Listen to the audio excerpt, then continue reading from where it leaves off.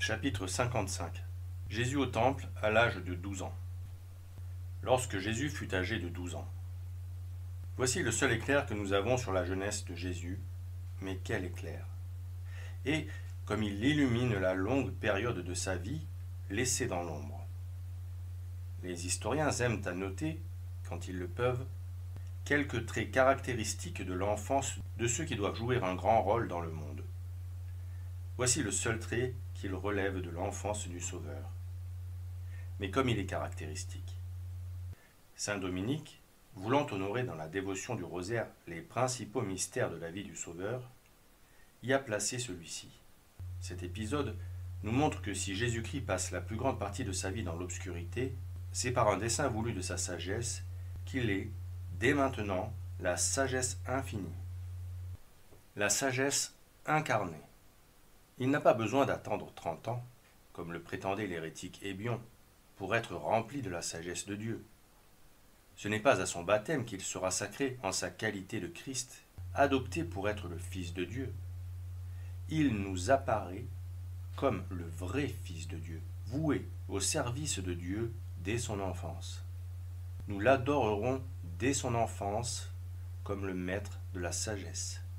Grâce à lui, et à ce jour qu'il nous donne sur son enfance, l'enfance chrétienne pourra être remplie déjà de la sagesse divine et avec lui se vouer au culte du Père céleste, s'y vouer dans l'obéissance, l'humilité et la vie cachée, avant de le faire plus tard par les œuvres extérieures. Les évangiles apocryphes ont voulu relever l'enfance de Jésus en la remplissant de miracles étranges. Mais en ces miracles où apparaissent la vanité, l'orgueil, la rancune, la désobéissance, Jésus apparaît infiniment moins grand que dans sa vie d'humilité, relevé par le seul miracle de ses réponses dans le temple. Jésus dans son enfance n'a fait aucun miracle, dit saint Jean Chrysostome.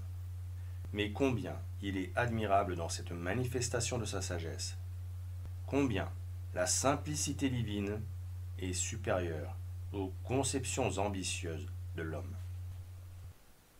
Les parents de Jésus allaient tous les ans à Jérusalem, à la solennité de Pâques. D'après les prescriptions de la loi, tous les hommes d'Israël devaient se rendre au temple pour les 3 fêtes annuelles de Pâques, de la Pentecôte et des Tabernacles.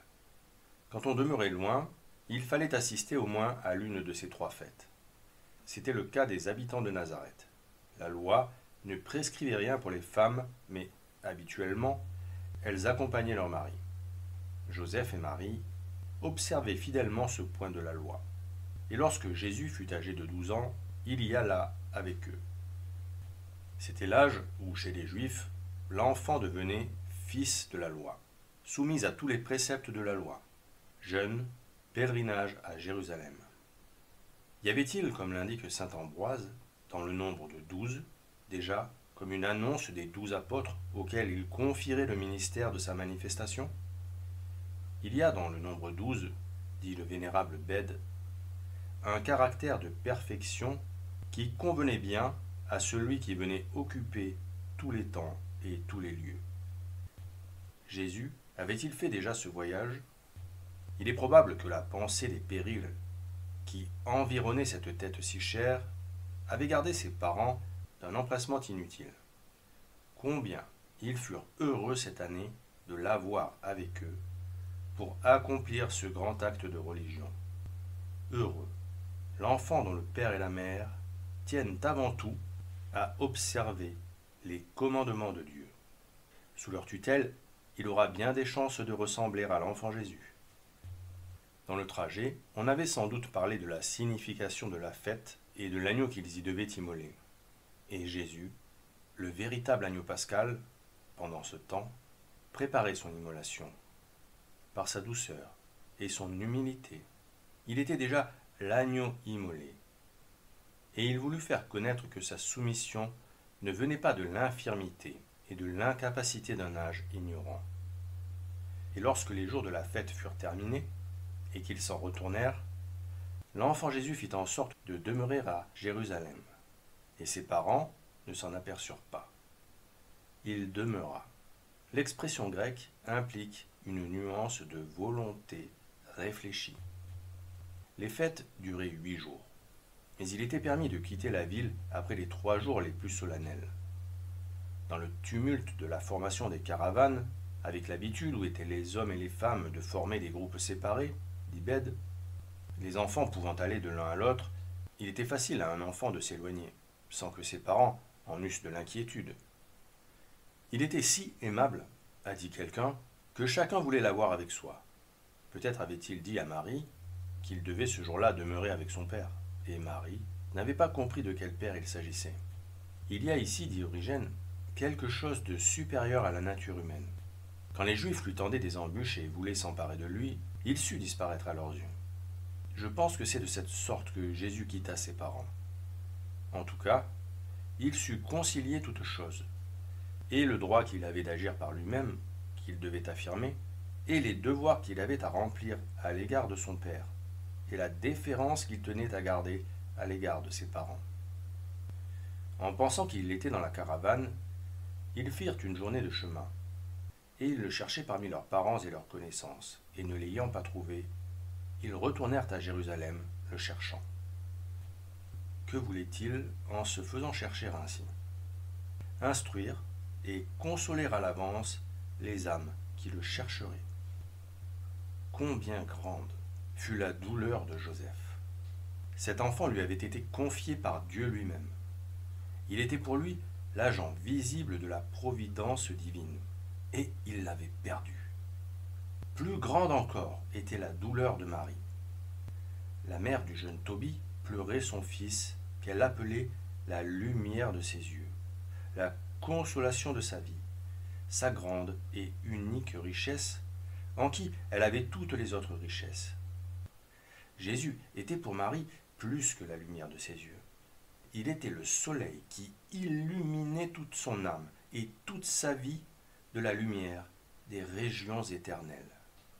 Elle possédait en lui plus que toutes les richesses de la terre. Elle possédait en lui les richesses du ciel.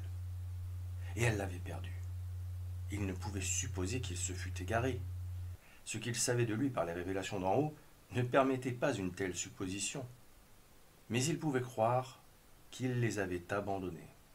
Il pouvait craindre aussi que déjà la violence ne se fût attaquée à lui.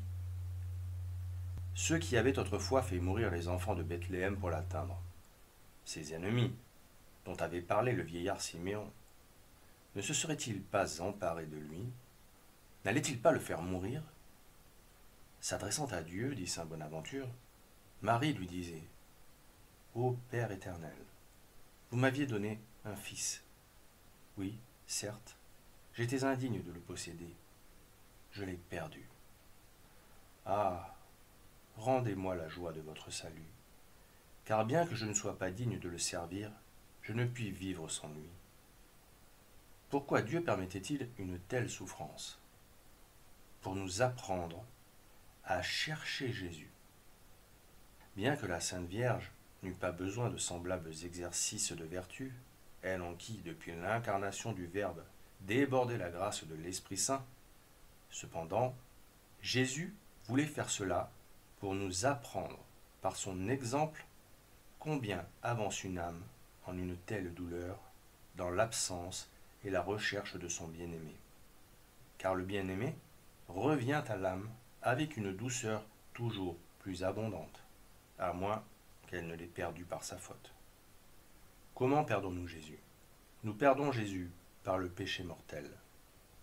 Comment pourrait-il faire sentir sa présence à cette âme qui se plaît en ce que Jésus condamne? Puisse cette pauvre âme sentir le vide que cause la perte de Jésus. Puisse-t-elle sentir qu'il lui manque quelque chose, qu'il lui manque beaucoup. Nous perdons Jésus par l'habitude du péché véniel, par les attaches aux créatures. Il y a peu d'âmes qui n'aient senti une fois dans leur vie que Jésus est tout pour les âmes. Pourquoi ne pas vivre toujours dans ce sentiment? Pourquoi ne pas chercher Jésus comme le seul bien désirable? Nous nous attachons à la poursuite des ombres qui passent devant nous. Nous laissons entrer en nous la tâche qui nous rend indignes de Jésus. Nous laissons s'émousser la sensibilité de notre âme et nous sommes incapables de converser avec Jésus. Et enfin, Jésus se dérobe à certaines âmes et leur enlève le sentiment de sa présence, non pour les punir, mais pour les exercer, les amener à le rechercher avec plus d'ardeur et se donner ensuite à elle plus complètement, comme il le fit pour Marie et Joseph. Jésus s'échappe quand il lui plaît, son esprit va et vient, et on ne sait d'où il vient ni où il va. Il passe quand il lui plaît au milieu de ceux qui le cherchent, sans qu'ils l'aperçoivent. Il le cherchait dans l'angoisse. Qu'était-il devenu?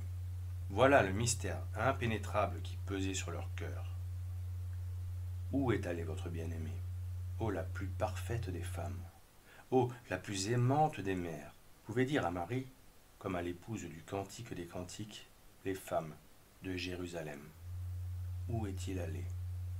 Et nous le chercherons avec vous. Et elle ne savait qu'une chose, c'est qu'il était parti. Et elle ne pouvait leur faire part de ses craintes. Tout autre supplice lui serait moins dur que cette ignorance absolue. Quand Jésus s'en va, il semble qu'il est parti pour toujours, que l'on ne pourra plus jamais retrouver sa trace. Et pendant que nous le croyons loin, il s'occupe peut-être de nous et nous prépare de grandes faveurs.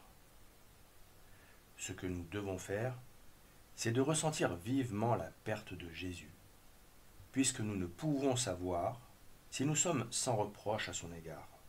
Accusons-nous volontiers de n'avoir pas su lui tenir compagnie. Puissions-nous être en état de lui dire, comme Marie et Joseph, nous vous cherchions dans la douleur. Cependant, la douleur ne leur enlève point l'activité. Ils le cherchaient avec ardeur. Il faut que celui qui cherche Jésus, dit Origène, ne le cherche point avec lenteur, avec négligence, par intermittence, comme le font quelques-uns, qui, à cause de cela, n'arrivent pas à le trouver. Il faut le chercher avec attention, suite et persévérance.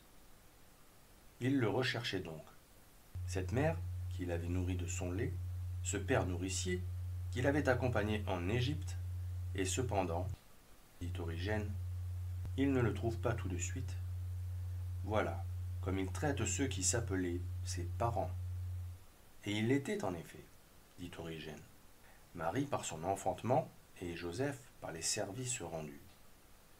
Cette apparente indifférence à une telle douleur ne doit-elle pas consoler les âmes qui cherchent Jésus et ne le trouvent pas, et seraient tentées à cause de cela de croire que Jésus ne les aime plus? Console-toi, leur dit Jésus. Tu ne me chercherais pas si tu ne m'avais trouvé. Mais comment pouvait-il le croire perdu, lui, qu'il savait le maître de toutes choses, demande Origène. Non, il ne pouvait le supposer perdu. Mais de même que vous, quand vous lisez les Saintes Écritures, et que vous n'en découvrez pas le sens, vous le cherchez avec angoisse, sans cependant soupçonner la Sainte Écriture d'erreur.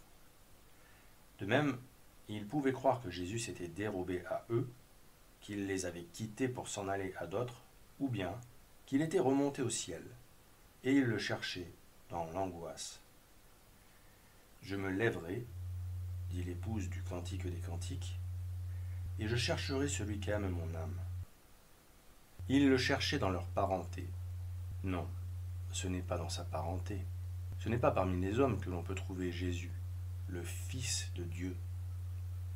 Ils ne le trouvent point parmi les personnes de leur connaissance, car ce qui est de Dieu surpasse la connaissance de l'homme. Ils ne l'avaient point trouvé dans la compagnie qui était avec eux, car Jésus ne se trouve point dans la foule. Pendant 3 jours, ils le cherchèrent. Ces 3 jours de recherche dans l'angoisse et les larmes, traversés par la crainte d'une mort cruelle qui avait pu atteindre ce cher enfant, n'était-il pas, remarque saint Ambroise, une prophétie de ces 3 jours pendant lesquels ses disciples et sa mère le pleureraient véritablement mort? Et après 3 jours de recherche laborieuse, ils le trouvèrent dans le temple. Par ce fait, dit Origène, Jésus donne un démenti à ces hérétiques qui prétendaient que la loi et les prophètes ne relevaient point du Dieu Père de Jésus-Christ. Par sa présence dans le temple, Jésus rend hommage à la loi tout entière. Il montre l'unité et l'harmonie de toutes choses en sa personne. Il nous enseigne aussi que si nous pouvons le rencontrer partout, c'est dans le temple que nous le trouvons plus sûrement et plus facilement.